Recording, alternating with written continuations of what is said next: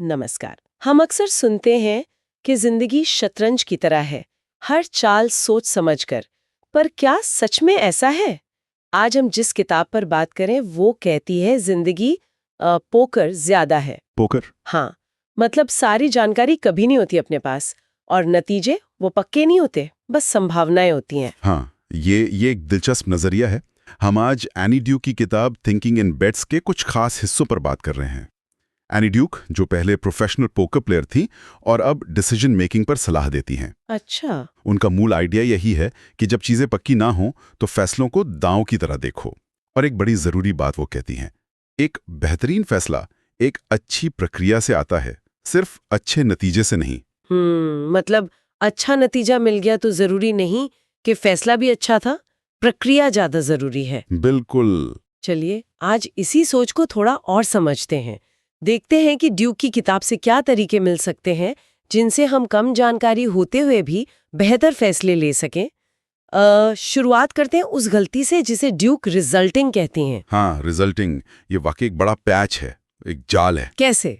मतलब अगर नतीजा अच्छा आ गया तो हम मान लेते हैं कि फैसला सही था, भले ही वो बस किस्मत की बात हो या हमने बेकार का रिस्क लिया हो।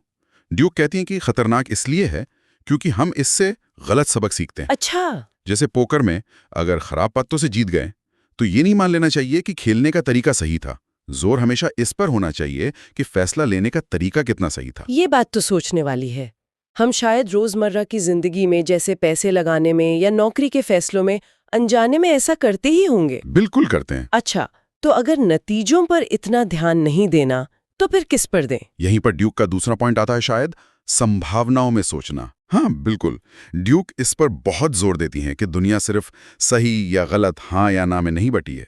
हमें अपनी सोच में अनिश्चितता को जगह देनी होगी। मतलब ऐसे सोचना कि मुझे लगता है 70% चांस है या इस बात की संभावना ज्यादा है। इस तरह सोचने से हम नई जानकारी के लिए खुले रहते हैं और वो जो जरूरत से ज्यादा आत्मविश्वास होता है ना, उससे बचते हैं। ओवर कॉन्फिडेंस से। हाँ, ये मानना कि हम पूरी तरह पक्के तौर पर नहीं जान सकते, यही बेहतर फैसलों की तरफ पहला कदम है। यानी हर चीज को सिर्फ काला या सफेद नहीं बल्कि ग्रे के शेड्स में देखना। अच्छा, इसी से जुड़ा एक सवाल और है, नतीजों में हमारी मेहनत कितनी और किस्मत कितनी? ड्यूक इस पर भी बात करती हैं। हाँ, और ये बहुत जरूरी है। वो बताती हैं कि ज्यादातर नतीजों में किस्मत और मेहनत दोनों का हाथ होता है। हमें ये पहचानना सीखना होगा कि कब चीजें हमारे बस में थी और कब नहीं। क्यों जरूरी है ये पहचानना? इससे हम खराब नतीजों के लिए फालतू में खुद को दोष देने से बचते हैं। और अगर किस्मत अच्छी थी तो सारा क्रेडिट खुद नहीं ले लेते। ये अपनी फैसला लेने की प्रक्रिया को ठीक से जांचने में मदद करता है, बिना किसी पक्षपात के। ये तो काफी प्रैक्टिकल सलाह है।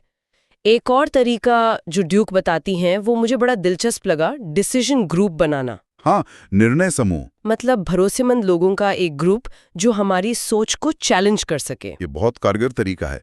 ऐसा ग्रुप हमें अपनी सोच की वो कमियां या क्या कहते हैं बायस, पूर्वाग्रह देखने में मदद करता है जो हम अकेले नहीं देख पाते। अच्छा। ये लोग हमें सिर्फ वो सुनने से रोकते हैं जो हम सुनना चाहते हैं, हमारी सोच को ऑब्जेक्टिव बनाते हैं।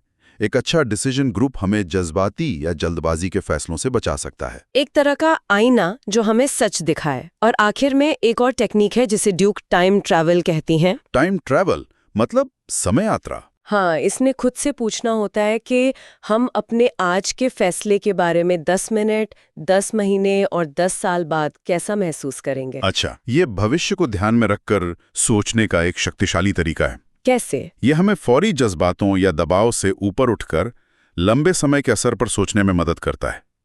इससे अक्सर सोच साफ हो जाती है और हम ऐसे फैसलों से बचते हैं जिन पर बाद में शायद अफसोस हो। तो अगर हम आज की पूरी बात का निचोड़ निकालें, अनिश्चितता को स्वीकार करना है, प्रक्रिया पर ध्यान देना है, संभावनाओं में सोचना है, दूसरों से फीडबैक लेना है, किस्मत और मेहनत के रोल को समझना है और लंबे समय के असर के बारे में सोचना है। बिल्कुल।